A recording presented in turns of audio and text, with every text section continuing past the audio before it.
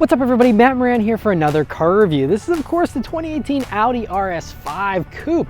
Huge thanks to Jay for providing me with this very sweet brand new RS5 to review for you guys today. So about the brand new RS5, well, lots of changes here for the new version. And the first thing of course is the brand new styling here, which looks really good. You know, I think it's definitely still, you know, kind of sticking with other RSs where, you know, it's subtle, but still aggressive at the same time. You know, it's not over the top by any means, that's for sure. But you still do have a very nice aggressive front fascia there with the lower air dam that's very cool, and I like the black accents you now have on it as well. The Quattro badge is very cool, as of course also having the RS5 badge there in the grille.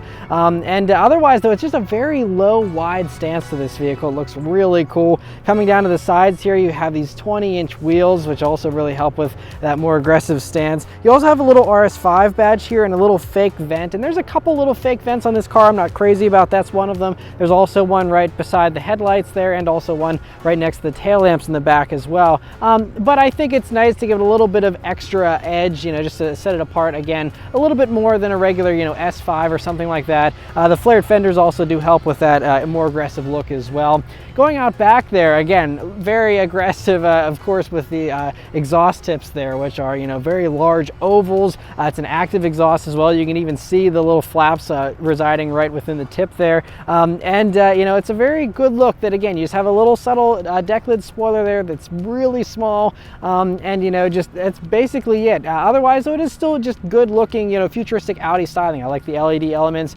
and also the little bit of a sequential turn signal you have there, which is, you know, it's, again, very quick and, you know, easy to miss, but it's a cool little detail that just helps to set it apart as being a little more high-tech, I think, than some of the competitors. And so overall, I think it's a really great look.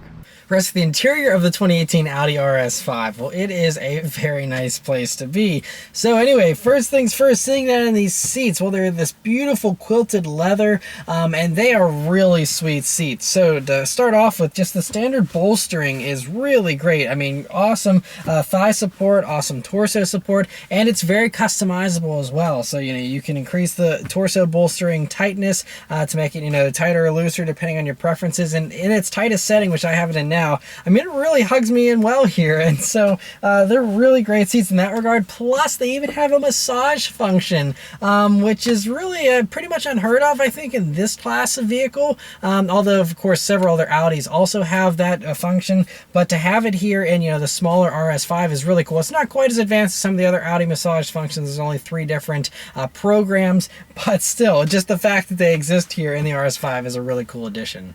Next, the steering wheel here in the RS5, which is also really marvelous here. I love the thick perforated leather wheel. The actual wheel rim itself is actually a little bit on the thin side, but I just like the wide perforations you have here in the leather. It just gives it a really cool look. I like the small airbag cover, just a few buttons here on the steering wheel. Unfortunately, they are plastic. It would be kind of nice if they were metal or something, but still a really great wheel. Has an awesome 9-3 grip, nice big 10-2 notches, the flat bottom. I like the RS badge on it as well. The only downfall of the steering wheel is the paddle shifters, which look very nice on the front, but whenever you actually put your fingers on them here on the back, it's just plastic and it just feels cheap. And they were putting metal paddle shifters in these vehicles in the past, so I'm not sure why they've switched and downgraded materials whenever everything else in the interior seems to be getting better. So that's a little bit of a disappointment, but otherwise, you know, like I said, still a really great wheel. Next to the gauges here in the RS5, which are the sweet Audi virtual cockpit, which is arguably the coolest gauge cluster in any vehicle these days. I mean, it's just very customizable. You know, it has the coolest feature, I think, is, you know, the large map view you can have there for the gauge cluster. But it's also just, you know, pretty customizable. I like how, you know, here on the RS5, at least this owner set it up so you have the power and torque gauges there on the right hand side, and then you can have whatever you want displayed on the left there, you know, normal trip stuff, or you can also go in and do, you know, your maps again, or audio, you know, all those types of things. And almost as an afterthought, just on the far outskirts of the gauge cluster that aren't digital, you'll see your engine coolant and fuel gauges, which is you know, kind of cool. They're just kind of out of the way. You just have the, you know, screen with all the main info, and so cool to have all that. Coming over to the center of the dashboard here, right up top you have a screen that's actually a little bit on the smaller side. You know, these days with screen sizes ballooning in just about every single vehicle, you know, the Audi kind of kept it nice and small. I mean, it's large enough that it still looks very nice. I like the widescreen display. I mean, it's not a small screen, just by modern modern standards, everything seems to be getting larger and larger, and so I think this widescreen really makes it a nice slim unit. And anyway, you know, I really like how they've simplified the MMI system over the years here. So now it's not too complicated. You know, it's still, to me, is a little more complicated than a regular old touchscreen infotainment in a lot of other vehicles. But, you know, you just have this little rotary dial down here that you control, and it feels really nice, by the way. It even is illuminated there on the outside ring, and it has the little button shortcuts here to go to all the main functions. But anyway, whenever you're toggling through everything here on the screen, it's, you know, pretty straightforward. There's not a whole lot of sub-menus, which I like. You know, it's just you click on whatever menu item, and then you have, you know, all your main stuff there for that menu. And so it's a pretty nicely set up there. You also do have Apple CarPlay and Android Auto now in these systems, which is really great to see as well. Although, unfortunately, again, you have to use the controller, which is a little bit unnatural with a, you know, an Android or Apple, you know, unit usually having a touch screen. So having a controller to go through your Apple stuff would be a little odd, but still nice to have the functionality nonetheless. And overall, a pretty good head unit. Coming down to the climate controls here, I really like the way they set up the climate controls here in these modern Audis. You know, you have a little screen there in the middle with it's not color or anything, but you know, still just nice and a large screen there. And then you have additional little displays within the knobs, which are very nice, you know, knurled aluminum finishes here on those as well. And just a couple of plastic buttons and a little row of metal buttons there for rocker switches, which are great to see. And then coming down, you'll see another row of rocker switches. Even though this car is basically fully loaded, half of the buttons are empty, which they might have would have just trimmed down the amount of buttons and made it a little bit you know, less wide or something. But anyway, you have your drive selector there, and just a couple other buttons to turn the screen off and things like that. As far as storage space in the RS5, it's pretty decent for a coupe, but you know, not outstanding or anything. First off, in the doors here, you have a pretty nice size map pocket that kind of has a cutout for a bottle holder, and I guess you could fit one kind of on an angle there, but not a huge opening, so you know, you couldn't fit anything too big in there. Coming over to the center here, you do have a USB jack and a standard power outlet, and then a very slim little area that, again, not sure what you could fit in there, larger than, you know, a slim pack of gum or something like that. But anyway, you know, nice to have some hookups right there exposed. And then you have two cup holders, which are a good size. The only complaint I have is they're actually a little bit beneath the climate controls here, and so I feel like, you know, if you got a really tall drink, that might get in the way, but any kind of normal size drink should fit in there just fine. And so anyway, good to have those. And then you have a little key holder here off by your volume knob, and then you have the center armrest, which is really nice and softly padded. It almost feels like memory foam or something. It's a really nice material, and nicely covered in leather here, of course. And then you open that up, and then you'll see another USB jack, and then an auxiliary jack, and a pretty shallow cubby here. Again, would be nice if it went a little deeper, because it's, again, you can fit sunglasses, you know, keys, cables, basic things like that, but nothing too large in there.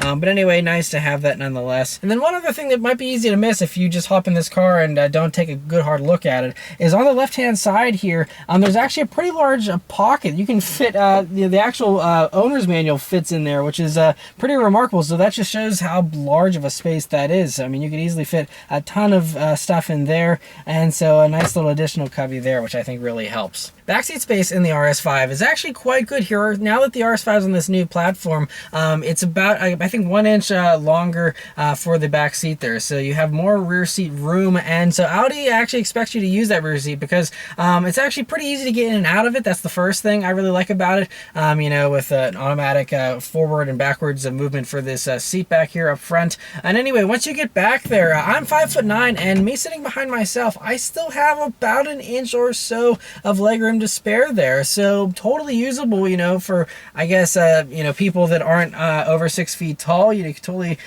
use that. And so it also has even they bother to give you climate controls there. There's also 2 cup holders. There's one on the left leg of each occupant there, and then there's also a fold down center armrest, which has additional cubby space, and also cup holders in there as well. So 4 cup holders for the back seat, and again, like I said, you have that center you know, storage area there in the middle, and you even have map lights back there for the rear occupants. So you know, they fully intend on you taking 4 people on a cross-country trip in this thing, because they are fully decked out back there. It's a decent amount of headroom as well. Again, being 5'9", I have maybe 1 inch to spare, so again, as long as your occupants are a little bit on the shorter side, they should be fine. But overall, you know, pretty good back seat for a coupe.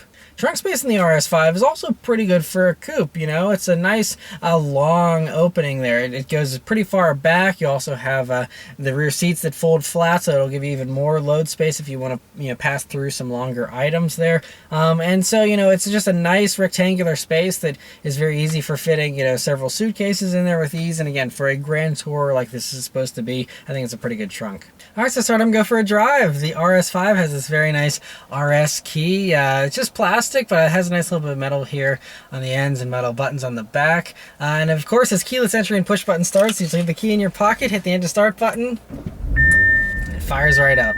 All right, so setting off in the 2018 Audi RS5. So first thing you notice here, while I'm in the comfort mode, there's 4 different driving modes: comfort, auto, dynamic, and individual. And so far, even in the comfort mode, just at low speeds here on a park road here, you can definitely tell it's a little bit firmer in its setup. But this car does have the dynamic package, which gives you the adaptive suspension. It's a sport tune suspension, which is adaptive. That's an option. It's like $3,300. That also includes the sport exhaust, which is totally worth it. This one also has the Dynamic Plus package, which gives you carbon ceramic brakes at 174 mile/hour top speed instead of 155. But that's an expensive package at $6,000. So I'd probably skip that one, but we'll try out these brakes and see if the carbon ceramics are worth it. Other things to note here about the RS5, visibility is really great. They've really focused on this new gen A5s, I think, to make it really airy feeling. You have a very large windshield. It's pretty easy to see out of. I mean, the dashboard does come up a little high if you're sitting low, so it gives you a sporty feeling, but it's not, tough to see out of it all. View out of the sides is great with really large side windows and a B-pillar that's way far back there, so it doesn't really impede your vision. And then view out of the back is also really good as well, with a pretty large rear window. And so overall, very easy car to drive in that regard. Other things to note while we're up at a little bit of a higher speed now is there's really not too much road noise. Even though we're on 20-inch wheels here, with low-profile tires, it does a really good job of, being pretty nice and quiet. One thing, though, that's certainly apparent is in comfort mode, everything's pretty dulled down, at least with throttle response. Steering still has a decent weight, but it's a little odd. This one has the dynamic steering, which is, I think, like a $1,200 option. So whenever you're out of dynamic mode, it will adjust, the resistance and the ratio a little bit, to help with whatever the car thinks it needs to be. But if you put it in dynamic mode, it will lock it to a fixed steering ratio, and then it won't give you any kind of weird change-ups whenever you're driving aggressively. So that's good at least. But throttle response is even a little too dead for what I would like in a comfort mode. It takes at least a quarter travel before you get any kind of response at all. But it's still, again, for comfort mode, they try and dull everything down. Helps with fuel economy, all that type of stuff. Brakes do have a pretty nice bite, though. I mean, there's a hair of travel, and then it really bites hard again because these are carbon ceramics. I'm sure there'd be a little less of an aggressive bite if you had the non-carbon ceramics. But these brakes feel really good so far at low speeds, although you do have to be a little bit more delicate, I think, with your inputs. But it's really impressive how much it soaks up all the road imperfections here with this adaptive suspension system. It's, I believe, a magnetic type of setup like you see in other vehicles. And I think there's different setups, of course, for the different versions of the RS5 depending on what packages you get. But even with the sports suspension here, it still is pretty nice and compliant. But I've put the car in dynamic mode, it immediately gets a little bit louder. But let's turn down onto this back road here, see how it does. And slow down a little bit, and here we go. There we go! Holy crap! Whoa, this thing takes off!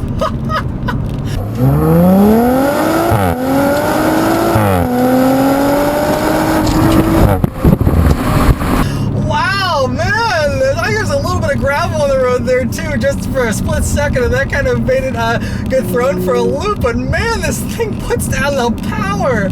Holy cow, this is really impressive. Once it downshifts and those turbos come on boil, it's fun. So anyway, the RS5 here has the bi-turbo 2.9 liter V6 engine, and so it does 444 horsepower and 443 pound-feet of torque, and gets this thing up and going 0 to 60 in actually 3.7 seconds. So it's, I think, over a half second faster than the previous version. And yeah, it is a rocket for sure. 3.7 sounds exactly right. It's supercar levels of acceleration. acceleration for sure in this thing.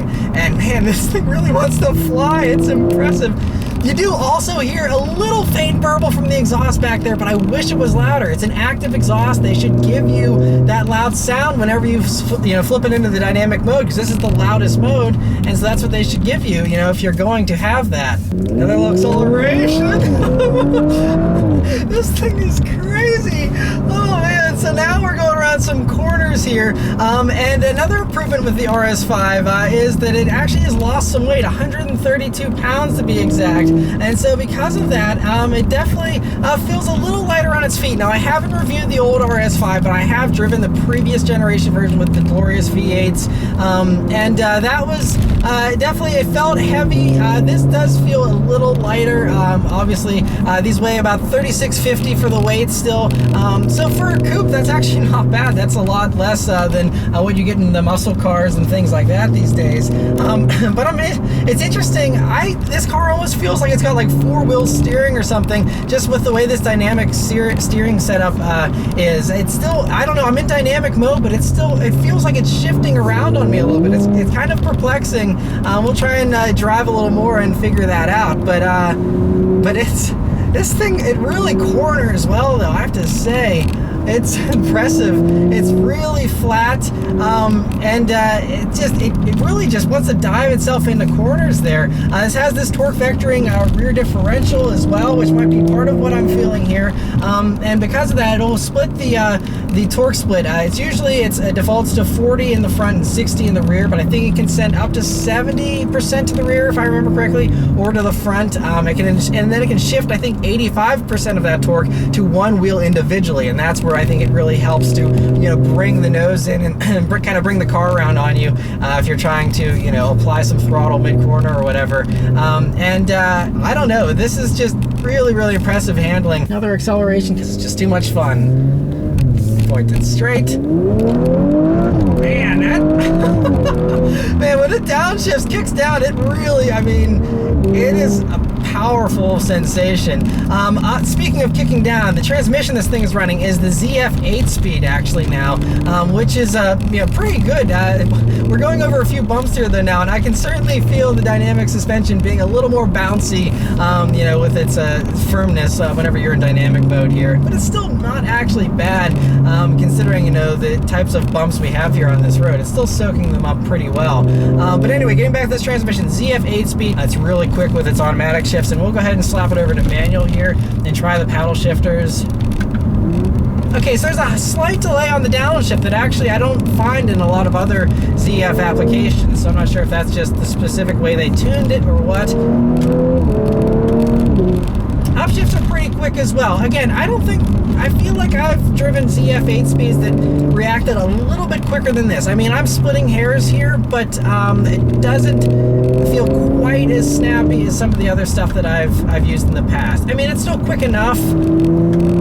I don't really think you'll be waiting around for it or annoyed by it necessarily, but I feel like, again, like there's been better applications of the ZF 8-speed, so maybe there's some possibility there for a transmission tune to maybe snap things up a little quicker. I think maybe they might have tried to tune it this way to make it nice and smooth, because it is very smooth with its shifts. I will give it that.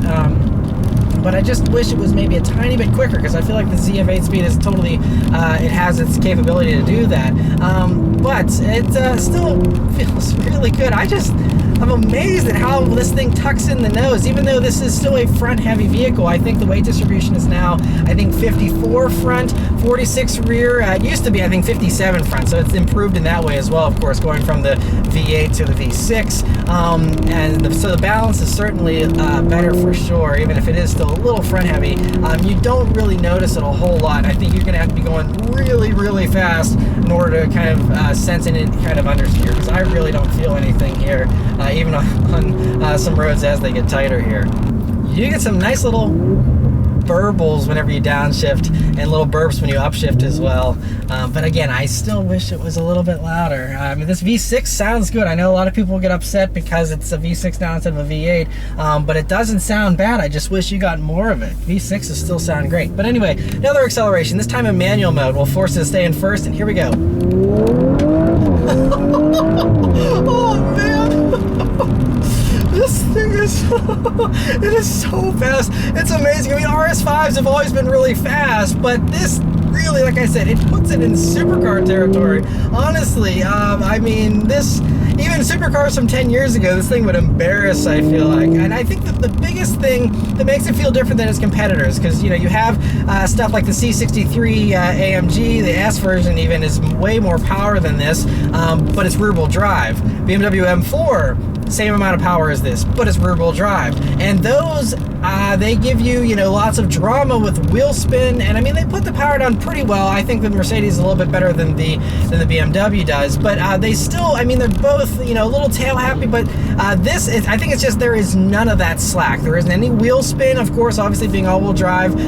It just grips and goes, and I think that's what makes this feel a little bit more visceral than those, even though it doesn't, you know, outpunch them as far as power numbers go. It just, when you have that grip, especially from the stop, it just feels like a roller coaster ride. Yeah, the more quarters I take this thing around, the more that I love it. It's really an invigorating feeling with that torque vector and rear diff. I guess that's what it is. But it gives you a little bit of an uncertain feeling. You have always a little bit of hesitation because it constantly seems like the car is changing how much it's diving into a corner. And so because of that, you're never totally sure. Like, if it almost feels like it wants to step out or something, even though it's all-wheel drive. And so it's always got this little bit of a twitchy sensation to it whenever you're going around tighter corners at speed. Unfortunately, we've caught up the traffic here now, so I can't do much more than 30 miles an hour for the time being. But it's interesting. It definitely keeps you on your toes, and it makes it exciting. But I don't think it's the most confidence-inspiring. I mean, maybe, you know, over time, I'm sure you would learn to trust it and learn where its limits are, but from a first impressions, you know, if you test drive one of these things and go on a back road, it'll keep you on your toes for a little while until you really learn what it's doing and what it's capable of doing. So I feel like this is a car that will definitely get better as time goes on, you know, if you were to own one of these. But even from a first drive perspective here, it is a phenomenal blast to drive. And I'm really impressed. You know, I went into this review thinking, you know, oh, the V6 isn't going to be as good as the V8. You know, it's probably not going to be quite as exciting. And yes, you don't have a high red line screaming V8 engine like you had in the old RS5s. But you trade that for a boatload of torque. I think torque comes on 2,000 RPM sooner, full torque, than it did in the old V8. And so, I mean, that combined with just the thrust from these turbos, it's just crazy. And it still sounds good. Again, it's not quite as good, I think, but honestly, you put an exhaust on this, as long as, you know, you enjoy the sound of V6s, and I feel like most people do, it still is going to sound really, really good. I think it just definitely could use an aftermarket exhaust if Audi's not going to open up the valves enough for you on their own. But, you know, I really like the RS5's in a unique position because, like, you know, for the money, if you did really want a V8, you can go buy a C63 AMG and be very happy. But the cool thing with the RS5 is, you know, if you are ever in it, if you live in an area where you have snowy winters, this is the perfect choice because you have the all-wheel drive. And I mean, those other competitors will probably have all-wheel drive here sooner rather than later, and their larger counterparts do already have that. But, you know, I think, you know, in the current, you know, year of 2018 here, this is really a standalone option here. If you want something with all-wheel drive in this segment, this is your only choice, and it's still a phenomenal choice. It's an absolute blast. I would say it's a different type of fun than the M4 and the C63, but it is still, I would say, just as much fun. It's just, like I said, a different type of fun. But another cool thing with the RS5 now is for the 2019 model year, you'll be able to get it in the RS5 Sportback variant, which gives you, you know, a hatchback, 4 doors, and although, you know, you can't obviously get the M3 or the C63 sedan, those don't have quite as much practicalities as the RS5 Sportback does with its hatchback, you know, versatility. But I think the thing that impresses me the most is just how light this feels. Audis in the past have always felt very heavy, but they felt very substantial and high quality, and it was like you're rolling around a bank vault or something. This, it still has that solid high quality feeling, but it just has a really newfound lightness, at least to me personally. It has 275 wide tires, by the way, these Hankook performance tires, 275s all around, which really give you a nice amount of grip as well. And I'm really impressed with it. But we'll take it out of the dynamic mode here. We'll go back to comfort.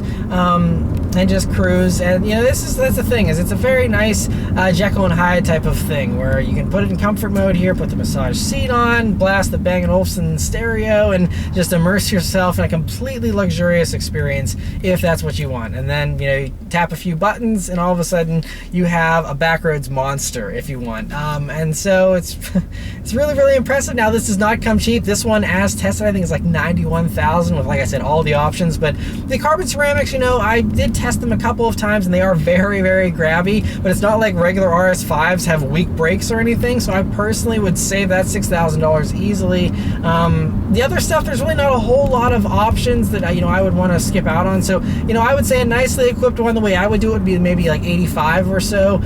Still pretty pricey, you know, but I mean, for the luxury you get here, all the very high-tech stuff with, you know, the Google Earth view for the maps, and, you know, the Audi virtual cockpit, all that kind of stuff is very cool. It does come at a price. And so if you have the money to spend, I would certainly say that it is worthwhile, because this thing is a blast. And the things I complained about earlier on, you know, like the dull throttle response in comfort mode, is totally remedied in dynamic mode. In dynamic mode, throttle still has a tiny bit of travel, but it's much sharper and more reactive to your inputs. Steering weight always, you know, feels really great in just about any mode, so no complaints there. And so in all the driver inputs, you know, feel pretty dialed in. You know, maybe a little bit lighter than, you know, some of the competitors, again, in their sport modes. But overall, I think it's, you know, it definitely feels like it's, you know, a very performance-oriented vehicle. And I'm looking forward to seeing what Audi does with future Audi Sport models here in the RS line, because this RS5 this new gen of RS models seems to be pretty impressive.